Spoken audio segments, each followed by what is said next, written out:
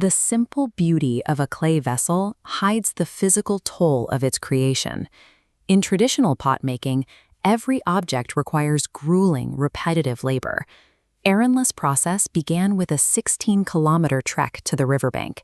She had to navigate a sheer drop to reach the gray and red clay, then carry those heavy loads all the way back uphill to her village. Even after the haul, the work remained punishing. She spent hours pounding the stubborn clay inside bamboo cylinders, a mandatory step just to make the material soft enough to shape. This massive physical exertion resulted in a meager financial return. After months of labor, a finished batch of pots might only earn a few rupees. Because the craft had brought her no joy and only a pittance for her troubles, Arenla refused to teach it to her daughter, Sentila. She directed Sentila toward weaving instead. Weaving could be done indoors, regardless of the season, and it offered a handsome return for far less time spent. To Arenla, survival and comfort were the only logical priorities. Preserving a painful artistic legacy was a luxury her family couldn't afford. Despite her mother's pragmatism, Sentila remained indifferent to weaving. She was drawn instead to the rhythmic, physical motion of the potter's wheel. She would watch the potters for hours, entranced by the tap-tap of the spatula and the sight of a vessel emerging from a shapeless lump of mud. Her first attempts at the wheel were failures. She couldn't hold the dough properly and struggled under her mother's silent, watchful gaze. When Sentila failed, Arenla would step in.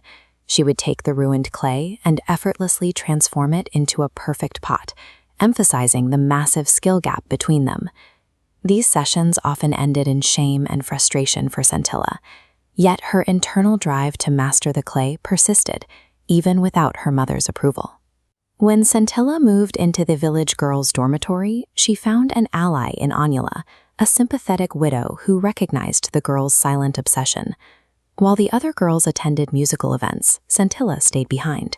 She began practicing in the dark, pulling clay and tools from her basket in secret.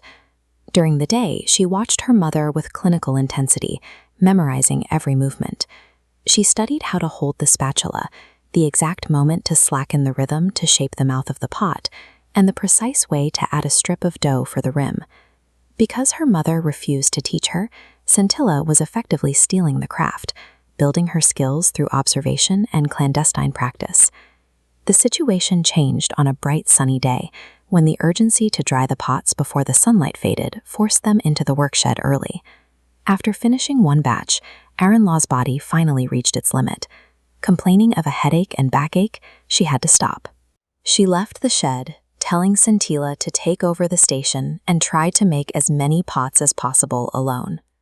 Sentila began reluctantly, but her hands soon fell into a perfect, unexpected coordination with the clay. She entered a state of total flow. Her previous clumsiness was gone, replaced by a sudden, commanding mastery of the material. She matched her mother's speed and dexterity, churning out vessel after vessel with impossible momentum. The clay responded to her touch with the same authority she had seen in her mother's hands for years. The barrier between student and master had effectively disappeared. When the work was done, Sentila stopped just one pot short of her mother's usual tally. The shed fell into an abrupt silence. She went to the house to find her mother, only to discover Arenla lying on the floor, no longer breathing. As the body was carried away the next morning, Sentila cried out a cryptic apology. "Mother, I did not wish it to happen this way. It simply came to me." Sentila's words suggest she recognized the arrival of her skill was inextricably linked to the moment her mother's life ended. Onula sensed that something momentous had occurred. Following her intuition, she stepped inside the slightly ajar door of the workshed. Two neat rows of freshly made pots stood side by side. Onula looked for any sign of a novice's hand, but the daughter's pots were identical to the master's. This physical manifestation proved the mastery was complete, appearing all at once. In the world of this ancient craft, the price of mastery was absolute. One life extinguished, so a new potmaker could be born.